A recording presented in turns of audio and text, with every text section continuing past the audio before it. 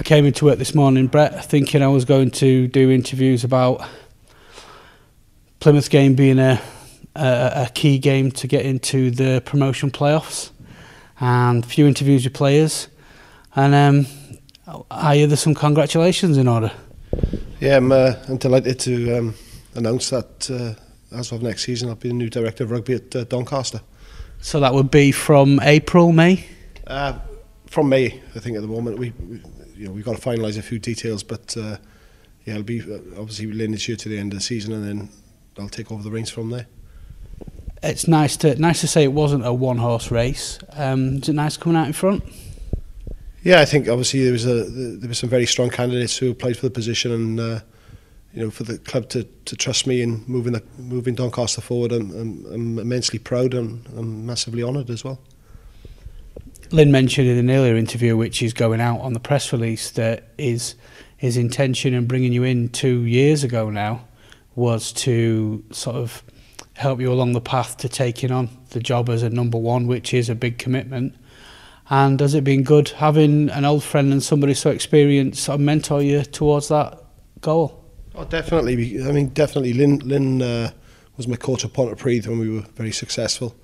And 2 years ago, I had the opportunity to come here, and I made a big sacrifice at the time because I was also asked to stay at the Cornish Pirates. But I made the decision there and then that I felt for my future that I'd always had aspirations to be a director of rugby, and it was part of the conversations we had at that time. In saying that, nothing was guaranteed, and I knew I had to go through the processes of employment to get the position, and obviously I'm delighted that I've come through a tough interview process. We've spoken several times, we've spoken sometimes weekly over the season. One of the things that always strikes me as interesting with your conversations is you're placing the importance on pride in wearing the jersey. I think pride and loyalty are two massive words in rugby, and that's exactly where the starting point will be for next season from the players. They should be proud and honoured to be playing in front of the supporters here. And hopefully if we do things right, then they'll show their loyalty and commitment as well to stay here for a good few years. We've obviously got quite a few players who've played more than 2-3 seasons here, and hopefully we can continue that process as well. But I think one of the things I want to try to develop as part of our culture is going to be the pride of wearing the jersey in front of the supporters here, and making Castle Park a fortress.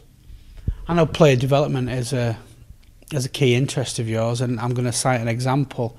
I've been privileged in the position I am to watch Stevie McCall develop from a young centre coming down from Scotland to a terrifying spectacle at fullback, and I know that was sort of heavily in your thought process early doors with Stevie. I think Steve had all the skills to be a fullback, and from the moment I first saw him, I think it'd be fair to say, and he'd probably say so himself, that he was carrying a little bit of weight. But what Steve McCall has developed into is a thorough professional rugby player, and it's no surprise that players who do the correct things and look after themselves in the right way develop and produce the goods on a rugby field. And again, that's another thing as well. The players are going to have to be unbelievably professional in what they do to succeed, because we can't take any shortcuts. It's going to be hard work, but I think Steve is a player that can show what can be done in a short space of time, and hopefully we can create another 30 players exactly like that. I do like the way that despite him scoring 9 tries in the league this season, I'm probably going to get corrected on that, scoring 9 tries, every game you still constantly look at him to develop his positional sense more, and is pushing up the field more. Yeah, I think Steve, has had a really good year up to this point of time, but he's very humble. He's a very humble man, and I think we've got quite a few humble players here who have performed really, really well. It's very difficult just to single out Steve, but we're continually trying to improve, and it may not look like over recent weeks, but I can guarantee the supporters something that we're constantly trying to improve and make players better, and we've got to be giving them the opportunity to go and produce an exciting brand of rugby that we want to play here. And he typifies that as well as quite a few other players as well. And it's certainly, it's definitely where we want to be ready for next season as well. Everybody makes comparisons. I think that an answer I attempt to give to a lot of people is, with a reduced playing budget, we're in a better situation than this time last year. Yeah, obviously. I mean, the club has gone through hard times over the last 12 to 18 months, and I don't mean hard times in it's an absolute travesty. It's just a rethinking of the way forward. But we have to give youth an opportunity and give young players a chance to perform. And it's probably slightly different with your forwards, because you do need to have a platform. You've always got to have a platform at this level of rugby, and I think at the moment we got a nice balance, and I'm hoping to continue that balance and try to improve it, which isn't going to be an easy task. Quick chat about the game. Obviously, there's definitely a buzz around the club this morning. Can we sustain that buzz until kick-off and beyond tomorrow? Well, I'd like to think so. I mean, we've had 2 very good days training. We trained very well yesterday for an hour, and the team run this morning was very slick as well.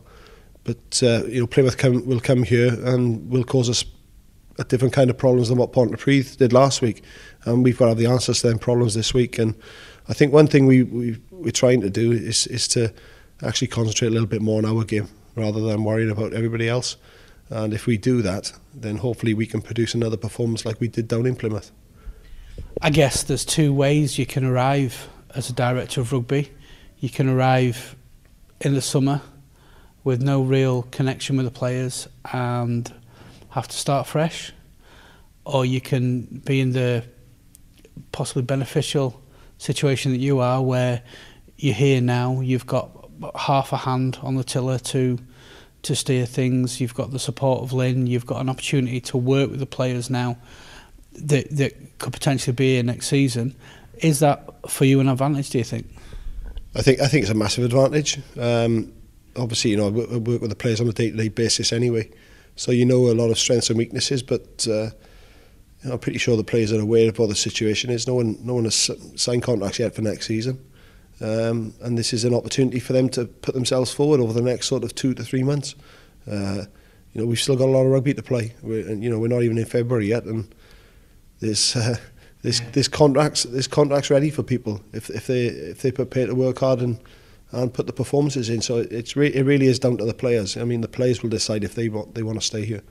And I'm pretty sure that we may lose 1 or 2, but I'm also sure that we're going to re-sign quite a few, as long as they're doing the right thing. And the most important thing is that they wear the jersey with a bit of pride. So under the Brett Davey regime, everybody's going to get a chance to prove themselves.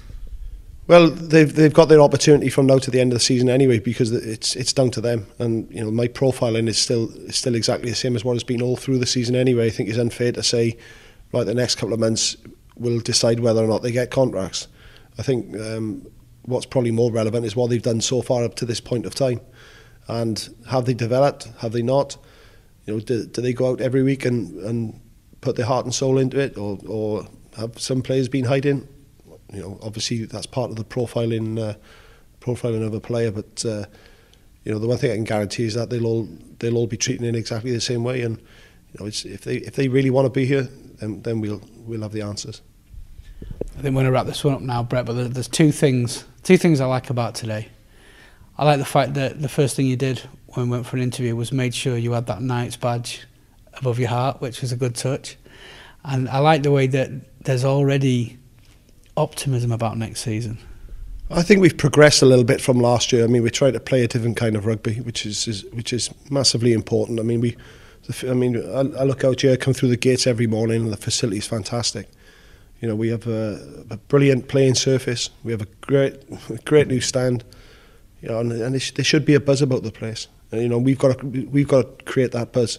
That's really important, and we're looking forward to it. And Martin, you did right, because it is.